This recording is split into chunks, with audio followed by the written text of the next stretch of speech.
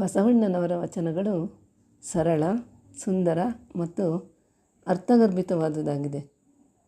ಈ ಮೇಲಿನ ವಚನ ಜ್ಞಾನದ ಬಲದಿಂದ ಅಜ್ಞಾನದ ಕೇಡನೊಡೆಯ. ಈ ವಚನದ ಕೊನೆಯ ಸಾಲಾದ ಕೂಡಲ ಸಂಗನ ಶರಣರ ಅನುಭವದಿಂದ ಎನ್ನ ಮನದ ಕೇಡನೊಡೆಯ ಎಂಬ ವಿಷಯಕ್ಕೆ ಪೂರಕವಾಗಿ ಮೇಲಿನ 4 ಸಾಲುಗಳ ಉದಾಹರಣೆಯನ್ನು ಕೊಡುತ್ತಾರೆ. ಅಜ್ಞಾನ, ಕತ್ತಲೆ, ಅಸತ್ಯ, ಅವಲೋಹ ಈ ಅವಗುಣಗಳಿಗೆ ಸತ್ಯದರ್ಶನವಾದಾಗ ಅವು ತಮ್ಮ ಅವಗುಣಗಳನ್ನು ಕಳೆದುಕೊಳ್ಳುತ್ತದೆ. ಗುರುವಿನಿಂದ ಜ್ಞಾನ ದೊರೆತ ಕೂಡಲೇ ಅಜ್ಞಾನ ದೂರವಾಗುತ್ತದೆ. ಸೂರ್ಯೋದಯವಾದ ಕೂಡಲೇ ಕತ್ತಲೆ ಮಾಯವಾಗುತ್ತದೆ. ಸತ್ಯವು ಅಸತ್ಯದ ಮುಖಾಮುಖಿಯಾದೊಡನೆ ಅಸತ್ಯ ಸಾಯುತ್ತದೆ.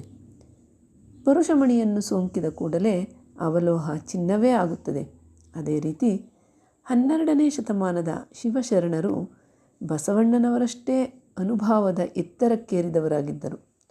ಆಧ್ಯಾತ್ಮ ಸಾಧನೆಯ ಉನ್ನತ ಶಿಖರವೇರಿದ್ದರು.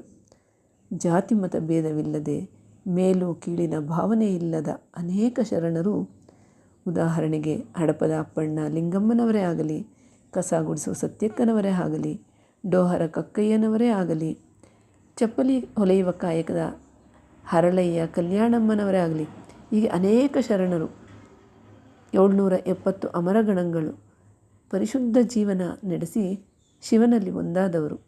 ಅಂತಹವರ ಜೊತೆಯಲ್ಲಿದ್ದರೆ ನಮ್ಮ ಮನದ ಮೈಲಿಗೆ ದೂರವಾಗುತ್ತದೆ ಎನ್ನುತ್ತಾರೆ ಬಸವಣ್ಣನವರು. ಅನೇಕ ಸಂದರ್ಭಗಳಲ್ಲಿ ಶರಣರು ಬಸವಣ್ಣನವರಿಗೆ ಮಾರ್ಗದರ್ಶನ ನೀಡಿದ್ದಾರೆ.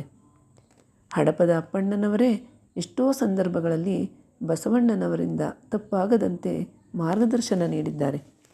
ಇದನ್ನೇ ಬಸವಣ್ಣನವರು ಕೂಡಲ ಸಂಗನ ಶರಣರ ಅನುಭಾವದಿಂದ ಎನ್ನ ಮನದ ಕೇಡ ನೋಡಯ್ಯ ಎಂದು ನಮ್ಮೆಲ್ಲರಿಗೂ ಅನ್ವಯವಾಗುವಂತೆ ಈ ವಚನ ಮೂಲಕ ತಿಳಿ ಹೇಳಿದ್ದಾರೆ.